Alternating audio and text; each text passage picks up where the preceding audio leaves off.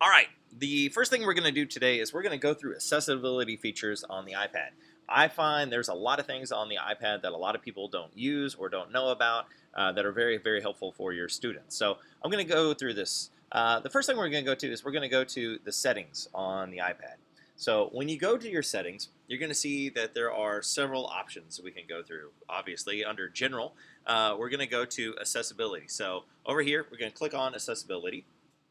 Once we click on it, there are a lot of options. Now, the first thing I kind of want to go through is one that seems obvious sometimes, but a lot of people don't really understand this. So under hearing, this one is actually pretty beneficial. So the first thing I want to point out is, first of all, if your students have hearing aids in your classroom, there is a good chance that they have Bluetooth already available. So you can kind of go through, if you go to your hearing devices, a lot of times if you click on this, it will automatically pop up, which will sync everything in there. It will automatically go to their hearing aid, and a lot of times none of the other students in your classroom will even know that's what's going on. So that really makes it advantageous if you recognize that they do have a hearing aid inside your classroom. The second option here is this mono audio. Now, a lot of times we take this part for granted because most of us have hearing in both ears. But if you turn this mono audio on, if you kind of think of stereo, okay? If you have stereo, you have a right channel and you have a left channel. So when you're talking to someone, or if you're listening to headphones, sometimes you might hear a drum that's going off in your right channel, and then you hear some other music in your left. It gives you that ability to kind of hear in stereo, where you have the sound kind of splitting up, which gives it that kind of 3D, for lack of a better word, type effect. But if you click on mono audio, what that does is it basically puts all of that sound that goes through right channel and left channel and puts it both in both headphones that you have. So you can kind of do this if for those of you that are old enough, if you remember when we used to have some old radios that just had one little ear, I guess, for lack of a better word, just one headphone that went in one ear. That's basically a mono type situation that you had there. So another option that you can do here is this. You can always move this to the left or right channel. So this has two purposes. First of all, for some of those kids that actually want to put on both headphones, okay, if you are deaf in your right ear, obviously that's not going to help you out very much. So you can move everything over here to the left, and it'll move all of that sound directly into your left channel. So again, the kids around you have no clue. It allows them to kind of fit in a little better. But the other aspect of this, where this is also kind of cool, sometimes you might have a student who has broken headphones, where one of those channels is still working, and you can simply just move it to the right channel or left channel, and that headphone will actually work. You can get both sounds, so they can get a little bit more use out of that just by moving that over there. So that is the hearing aspect. So I kind of want to cover that right off the bat. But there's some other features. Okay. Now, if you turn on Voiceover, which this one gets a little confusing really quickly. So I'm going to kind of turn this up so you can hear. And I apologize, I have a lot of 3D printers going on right now too. But there are directions right here. So when you first use this, realize there are directions there. And you as the teacher sometimes might run into this situation where they turn it on and you're not exactly sure what it's doing. But this is designed for people who are blind, honestly. So if you turn on the voiceover feature, when you turn this on, it will then kind of allow you to kind of do a couple things. So now, first of all, if you click anywhere on the screen, and I'm going to kind of move this over here where it might be hard to see. This is really hard to see. But if I click on speech over here, and we would do this because most of us have vision, you would click on speech, it will actually read what you are hearing right there. So it will hit speech and you'll go through this. Now to tap it, to select it, again, I can click over here, and once I tap it, it will automatically move back. And it will go, and you can do this. Now, I can click anywhere on this little selection, okay? And again, because you have to kind of realize that if you don't have vision here, it's not going to matter at all. So if I tap on it, I can go back. Now, the other aspect of this, I'm going to turn this off real quick. So again, select it once, then double tap, and that will actually go through. But there's some other features on here that I want to kind of point out. First of all, you'll notice that there's a Braille feature. Okay. Now, if you go to the Braille feature, you're going to notice you have an output where you can go 6 dot. You can also go 8 dot is the word I'm looking for. And some of these things are here, but some of you might be thinking, oh, well, that's nice, but I don't have any Braille keyboard. Well, there's actually some cool things in here where there's actually a Braille keyboard built into the iPad right off the bat. So I kind of want to point this out. If you go to your rotor, and if you click on rotor, you're going to notice there are things you can turn on and off. Okay, one of these things down here is this Braille screen input. Right now, that's not on by default, but what this will do, there is a hidden window that will pop up when you turn VoiceOver on. So I'm going to click on VoiceOver, and I'm going to turn it on. Now, if I go back to my home screen, what I'm going to do is I'm going to basically just imagine there is a rotor over here. So I'm going to click on this, and I'm going to actually move, and you're going to see one of the things I have is this Braille keyboard. Now, some of you will also say, well, if you're blind, that's great, but how are your students going to see that? Well, if I move this, okay, and I'm going to just kind of tilt this over here, I'm going to lay it flat on the screen, okay, and you're going to have to take my word for it. What I'm going to do is I'm going to kind of move this over here, and I want you to kind of pay attention to where my fingers are. Okay, if I move my fingers and I tap here, it's automatically going to reposition. Now, if I put it in tabletop mode, where I put it basically on the ground, if I move my fingers anywhere, it will automatically position my fingers. So as long as your students have a space there, they can actually go through, and you can kind of see it will actually go through, and all of your letters will actually start popping up just like they would normally. Okay, so that is your Braille feature, and let me get out of this real quick. Okay, let's go back to settings. You have to double tap everything, select it once, then double tap to get out of it. There are other rotor features you can have, and there are a lot of things that you can do. So if you want to have some shortcuts for blind students, you can turn any of these things on. It will read it automatically once you start going through, so don't worry about that. Your students will hear that. And you can also, speaking of that, your speaking rate. Okay. Now, I've noticed that a lot of times when you have students who are blind in your classroom, they will turn this thing all the way up, and sometimes it will bother the teachers if they think the kids are not paying attention. But I will point out very quickly that if you have students in your classroom who are blind, they will turn that up. And the reason for that is their other senses honestly have made up for the loss of their vision. So when you turn that up, a lot of times your students will be able to understand exactly what's going on. And they want to get the information fast, so they will turn that up. It's not a big deal. Let them do it. It'll work very well for them. So the next feature I want to go through is the zoom. This is, again, for vision. So if you go to zoom, you'll see if you turn this on, it will bring up a window most of the time, and you can kind of just move this little slider around the room. You can kind of see. If you don't like that slider, let me turn this off real quick, you will see that there is a zoom region. Okay, now you can go full screen zoom if you want as well. And when you turn that on, then you will have this, and it'll give you direction. So if you use 3 fingers, and I'm going to kind of demonstrate here on this one, when you do that, it will zoom. And then you can kind of move it around with your 3 fingers. You can also move it up and down just by tapping and holding down, so you can kind of control the amount of zoom as you go. And it works very well. So just if you have students who, again, if they have issues with sight, turn that on. That's a nice way. If they have just some vision issues, you can turn that on, and that will help them out. You also have a magnifier, which again is good. Sometimes, especially if you can do this for experiments, honestly, too. So if you have a science class, feel free to use this, or any other class. But if you turn on your magnifier, what this will do is, let's see, I'll triple click my home button. And once I do this, it will automatically start to recognize right there. So you'll see there is a screen. I can zoom in on this. This is just a little sticky note. And you can see I can zoom in a whole lot, and it works very well. So there is a magnifier built in, and just realize it's under your accessibility features right there. Also under display accommodations.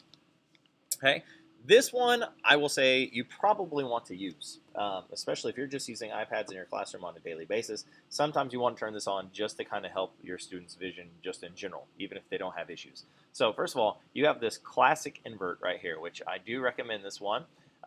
When you classic invert, it will basically just flip everything. It will make the inverse, which again, it'll change all your text. So if you're reading black text on a white background, it will flip it, which will be a little easier on your eyes, especially for your students in your classroom as well. You can also do this smart invert, which the smart invert, I want to kind of point this out. I do have a picture over here. So it will change all your backgrounds except, sorry, it will invert all of your colors except for images, which I think is probably the better of the two options. So if you have classrooms just for your students, feel free to use that. It works very well, and I recommend using that any chance you get.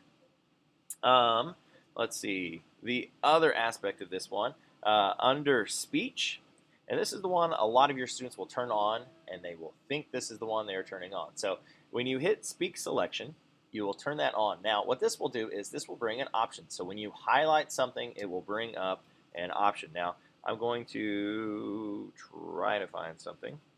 I will go, let's see, do I have anything that has some basic text here? I'll actually use Safari here. Okay, so I'm going to use Safari on this one. And I'm just going to go to ESPN. And we'll do this one real quick. Okay, so ESPN. And once I have this here, I'm going to type in the Chiefs. Might as well. And once I have an article here, I will try to have something that has some text here. So I'm going to go to this reader available up here at the top, and this will basically just kind of move everything down, gives me some basic little text. And what I'll do is I'll highlight this, and you'll see when I highlight it, I can now hit this speak selection here, and I just hit the wrong button. So when I hit speak, it will automatically start to speak, and it will highlight the words as it goes, and it's a very, very helpful feature. And again, if you have your sound on, it will work very, very well. So I do recommend that a lot. I've found that a lot of students in your classroom will use that a whole lot, so feel free. You can also, when you click on the highlight content, this is where you can kind of change these things. You can highlight by words, sentences, or words and sentences, which I like. You can also underline as it goes. You can also change the background color too as you go. So feel free to change those little options around as you go. But I do use that one a lot. Again, you can change the speaking rate up here as well. So feel free to use that whenever you would like to use that little feature.